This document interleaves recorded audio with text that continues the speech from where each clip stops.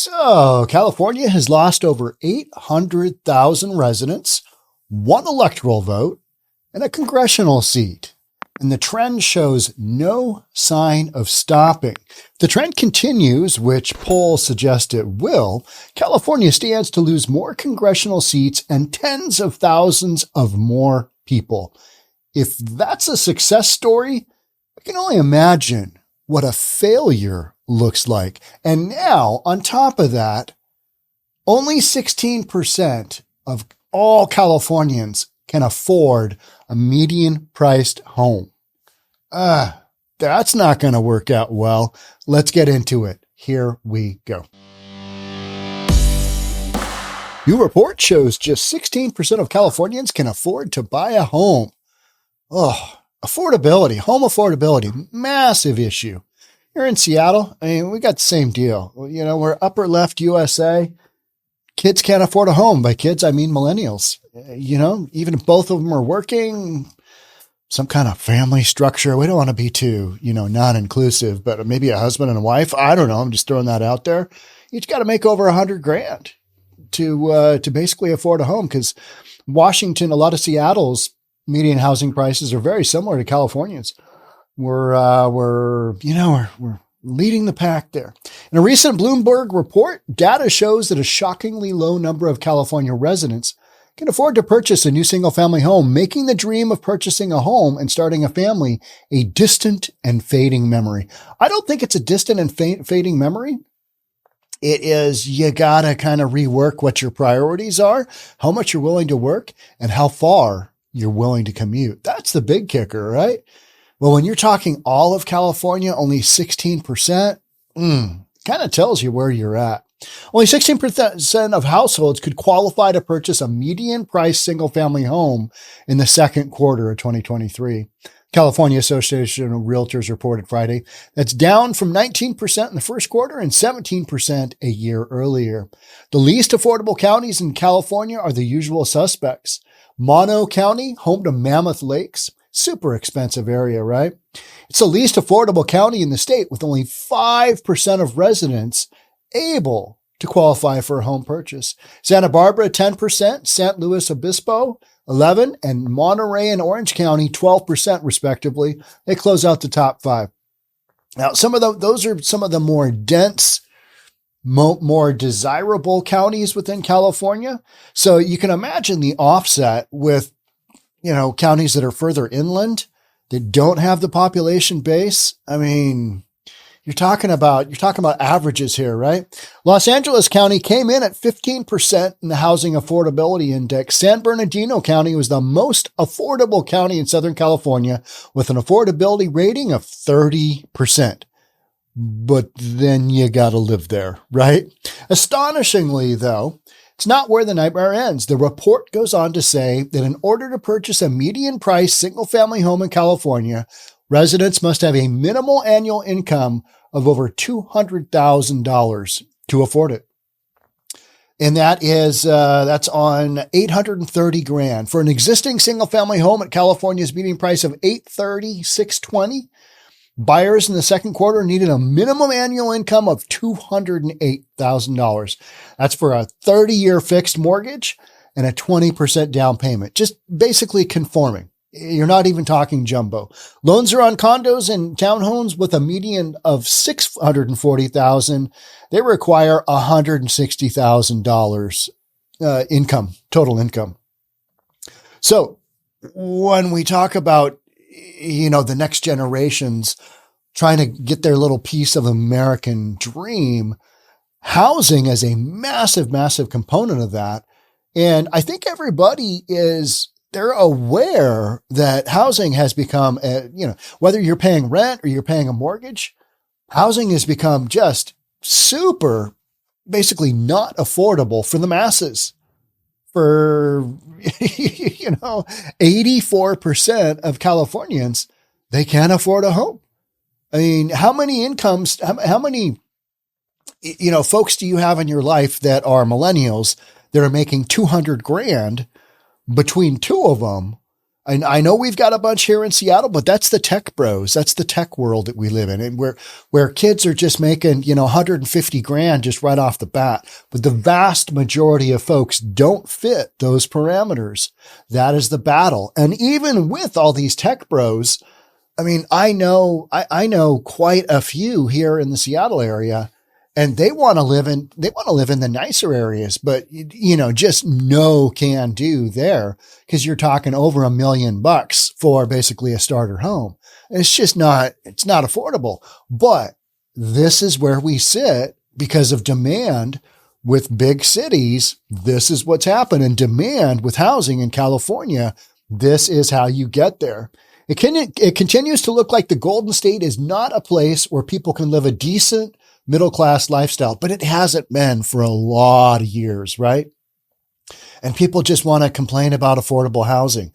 Well, it's not going to get better. You're not going to be able to build enough affordable housing to actually get there. The government will just screw that up. I don't care what government entity it is, but affordable housing, kiss that goodbye. There's no such thing. You're not going to have it.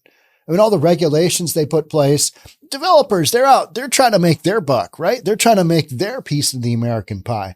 They're the ones putting their capital or the bank's capital on the line with their signature guarantee that, hey, we're going to make this go. Otherwise, you can come and take all my stuff. So, all the conditions that go into this is where we sit. And you kind of wonder with a situation like California, all right, only so many can afford it. What does that look like? Well, in my opinion, you've basically just got some massive class warfare. You got the haves and you got the have-nots, and you got the haves who have a ton, and the have-nots are consistently losing what little grip they've got on affordability. Inflation doesn't help. Mortgage interest rates well over 7%. That doesn't really help, right? Not being able to get a loan because, credit markets have tightened up. That doesn't really help. But, don't worry about those things. Look at Build Back Better and just how our lives have improved from that. Oh, yeah, they haven't? Oh, yeah. Gas prices are more now? Yeah. But anyway, California's cost of living has increased exponentially since 2017 with the passage of SB 1. State Bill 1, also referred to as the gas tax. Consumers in the state now see an additional 58 cents per gallon of gasoline and diesel from across the state. California traditionally has had higher gas prices than the rest of the country due to state emissions standards. It's ridiculous. $1.25 a gallon more in California than the rest of the country. And $1.18 of that is just taxes and fees. Everybody knows the drill. I mean, it's craziness how things have gone, but what did you expect? Right? I mean, all this regulation, taxation, and not really going after markets. California has not gone after businesses in a way that's going to bring people in. And then on top of that, they've just, they've got this massive affordability issue. So when President Biden took office, the nation was already in bad shape from the COVID fiasco. Inflation was already on the rise, but just after a year in office, inflation exploded to the highest it's been since 1980, with the highest rate recorded at 9.1% in June of 2022. Even with inflation rates coming back down, the cost of living is still at record highs. Credit card debt's at the highest in the history of the United States, with Americans compiling over $1 trillion in credit card debt.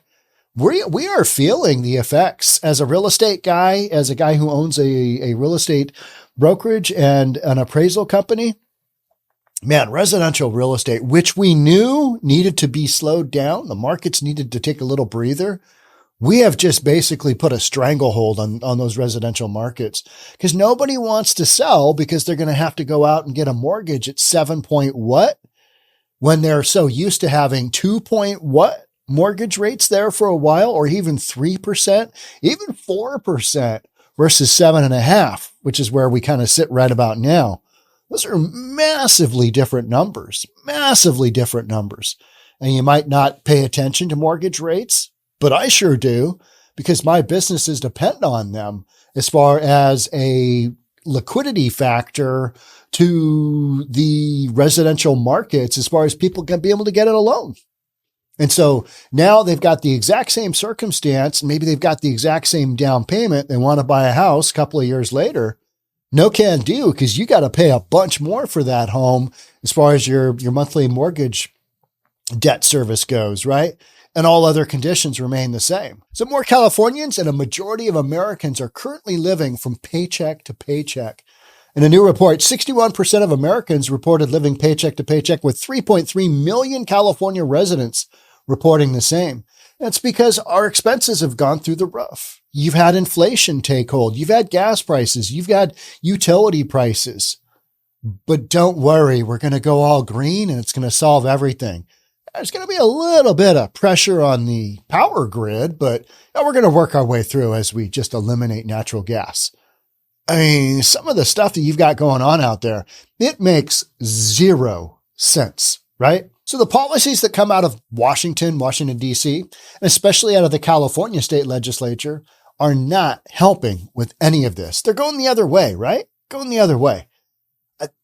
When I talk with folks who are moving to California, which is not very often, and I think of the few folks I've talked to recently, I've had conversations with people. I'm like, are you sure you want to go there?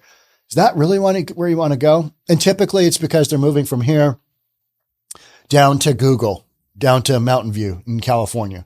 So they last a little bit of time there, maybe a year, maybe 6 months, whatever. And then they're like, yeah, you know what? Everything that I'd heard about California is true. And working in the tech sector down there, we had to basically rent a super overpriced apartment. It didn't make any sense. The amount of money I was making extra on my income through Google, living there, working at those offices, just didn't make any sense. And eventually they'll move out. They'll move back to the Pacific Northwest.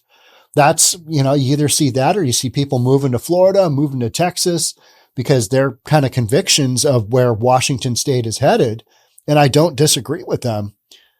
Washington state, along with California, along with Oregon, the whole West Coast, right, are making some terrible decisions. So the push on the federal and state level to increase green energy projects and products are hindering the lives of our residents. In California, the push to go to solar for all homes and cutting natural gas resources and refineries are driving up utility costs as well. Not to mention, the Green Initiative is putting an already strained power grid to reliability levels not seen in our history. Shutting off power during windy days is now common practice. Remember the story we had a couple of years ago? Maybe it was it last summer? It was, all right, by 2030, we're not going to sell any more gas-powered vehicles. And then later in the week, they announced, yeah, if you've got an electric car, if you wouldn't mind not charging it, because we got a hot weekend coming up and we know you guys are going to want to use your air conditioners. And, you got to take your pick, because the power grid can't take both charging up your electric car and running the AC. So you got to choose. So if you wouldn't mind just, leaving the car at home and not driving anywhere this weekend, but do enjoy that air conditioning. I was like, what? This makes no sense at all. And when you hear experts talking about what the power grid can and can't handle, I mean, it's pretty shocking. Where are you going to get all that extra power when you've outlawed, new gas vehicles? How's that all going to go down? Where are you going to go? How are we thinking forward? One of the funnier things from the last State of the Union address, and I've talked about this a bunch, is how President Biden said, we're going to be relying upon fossil fuels for probably at least the next decade. Just so out of touch. Just telling people what they want to hear, but, reality, it's just not there. So this article ends up with California has fallen and Democrats are solely to blame. Are they solely to blame? I think a large portion of it can be attributed to Democrats. I think there's some things where you spread out that blame a little bit, But Democrats in California, I would say absolutely 100%, because you just don't have Republicans running too much in California, do you? And you just don't. You can't point to a bunch of Republicans in California and go, oh, well, those guys screwed that up. It's just not happening. Californians have less money to spend, pay the most for the basic necessities, and see less from the state when it comes to the return on their tax dollars. We haven't even talked about homelessness and just the colossal effect that's had on so many communities, and how much of the taxpayers' dollar in California is going to ridiculous things like that, where in Los Angeles, you literally have billions of dollars being spent, and the homeless population just continues to grow because, spending all this money on housing projects, that's never going to get anywhere. It's just not. The minute you build a handful of these homes, they get taken up, and then you create that vacuum where more people want to come to California because you got some pretty moderate weather. I mean, as far as being in Alaska, I mean, homeless in California and LA versus Alaska. The Alaskan governor, or was it the mayor of Juneau? One of those politicians said, yep, we're giving you a one-way plane flight down to Los Angeles because we don't want you to die here being unhoused in Alaska. I mean, you got some, so why not send them to a sanctuary city where they're just going to take them and say, oh yeah, bring them on in. So all the housing you can build, it's not going to go anywhere. Plus, none of these governmental entities are really all that concerned with ending the whole unhoused or houseless or homeless problem. They're not. It's an industrial complex, and they want to keep it going. So, we have all these debates about, homelessness, but they're just not going anywhere, because this keeps the governmental entities in a position of control. And, that's what we've been dealing with for years. But now you've got a different deal, because you got people whacked out on the streets on drugs that are killing them at record level numbers. So, you throw that into the mix. And so now governmental officials are like, all right, we've got a massive homelessness problem, and we've got a massive issue with drug overdoses, mainly fentanyl. And so you can't have both. You can't just continue to allow people to live willy-nilly wherever and expect the overdose situation to get any better. So you're going to have to just live with both of those until you get some new leadership, because current leadership, they are not in a position where they're going to be able to do anything constructive. There's a lot of talk, and there's a lot of, people want to banter about, all right, we arrested 400 people in San Francisco that were basically, it's like public drunkenness, right? Handing out tickets to people for smoking fentanyl or smoking whatever in the outdoors or shooting up. They're getting basically what I consider minor in possession, MIP tickets. It's a slap on the wrist, but it's not going to do that much. Certainly not going to stop people from taking the drugs that are killing them, or taking the drugs that are, necessitating them live in a tent, because that's what you do. That's what you do. Meanwhile, regular folks in California have the least affordable options of any state to purchase a home. So that's one more thing we talk about the doom loop. Now we're kind of talking about the doom loop just in general. And I'll finish up with something has to give, right? What will be next? When will the next shoe drop? Anybody's guess is as good enough at this point. And what I find interesting is that people still have this notion in their mind that California is the place where they want to be.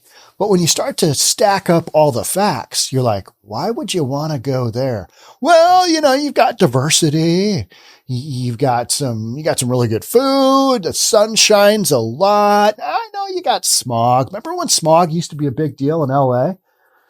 And now we just don't talk about it. It's just kind of a given. We've got wildfires here in Seattle. We get them from Canada. We get them from California. And, our summers are now, all right, couple of weeks of the summer, you're just going to walk outside and it's just going to be blue skies. The mountains are going to be framed in this blue hue. And it's because of the wildfires. So yeah, we've got that going on. But remember when you used to talk about Los Angeles specifically about the whole smog issue?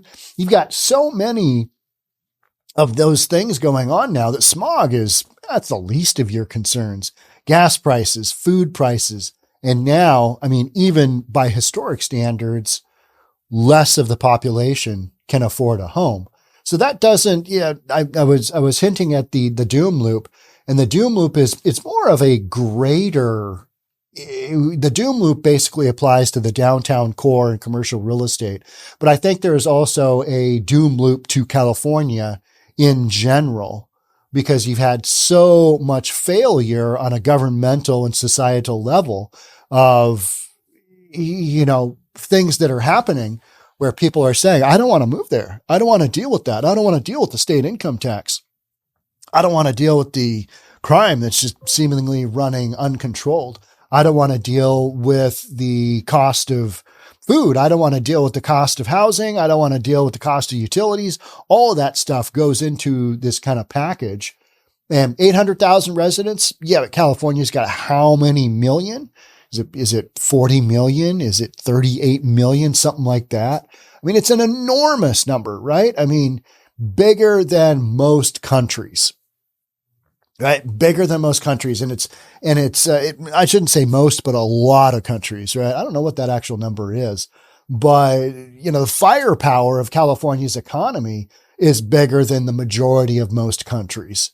It's got more, it's got more business and all that other stuff. But as far as people wanting to live there and being able to afford to live there, the numbers don't lie. And yet people still have in their head, I want to go to California, because it's that, it's that be all and end all. I just want to see California, and people want to move there. And then they end up there and they're like, even with this job, I'm having a tough go. I'm having a tough time making it. And maybe the lifestyle just isn't worth it. And I think that's what a lot of people are working through right now, on top of, 800,000 residents leaving, which is not a huge number by percentage numbers. But the whole point is California's got an out-migration of population now, versus over decades and decades, they've had an in-migration, because it was this place that you could live and it was just great. And, the weather was great and everybody's happy all the time. And now it's kind of come down to, all right, it's got this, this, this, this, and this. And now housing, which we've known is some of the least affordable in the United States as a state in its total aggregate. It's not affordable. So it's kind of one more factor. And this is a major issue. This is a major issue in society, is, can the next generation afford homes? And where the whole class warfare thing comes into play is the kids whose parents have money are going to be able to help them out buy a home, or the kids that just, really hit it big and oftentimes come from privileged backgrounds. They're the ones that are going to be able to buy a home, period. Because the other ones that used to be able to scratch and save, you're not going to be able to buy a home. The numbers just don't make any sense. The numbers don't make any sense here in Puget Sound area. It's just not affordable. You got to go down to like a Tacoma market, or you got to go way up north. And by north, I mean, you got to get into almost close to Canada, some little tiny community close to Canada, to get something for 500,000 versus median housing down here in King County where I am, which was, I think, close to 900,000. You got numbers that just don't make any sense. And the numbers in California are coming through in the facts, such as you got big out migration. You don't have a ton of people coming in like you used to on that basis. You still got people coming in for job markets. San Francisco is still a super strong job market, despite what's going on right now. I mean, it's one of those markets where you've always got businesses kicking along, right? There's always stuff going on. So you're always going to have that. But the affordability issue, well, to the tech bros, it might not be an issue, but for the vast majority of everybody else who supports them, it is. It is. And it's showing up in the numbers. And today's podcast is kind of just one more thing. So if you can remember, 16% of Californians can afford to buy a home, median priced home, not their low end. You got the range. Median just means half of all the homes are above that and half of all the homes are below that in the affordability range. So 16% can now afford to buy a home. That is not a large percentage of the population. That's a small percentage of the population. And where that goes, like the article says, anybody's guess is as good enough at this point. Well, I'm going to say you're going to have people go to other outlying areas that have greater affordability. That's what people are forced to do. That's what people are doing right now. All right. That's it for me. Thanks so much for being here on this episode of News for Reasonable People. Love to have you subscribe, hit the notification bell, all that good stuff. Thanks again for being here. I'll catch up with you in the next one. Bye for now.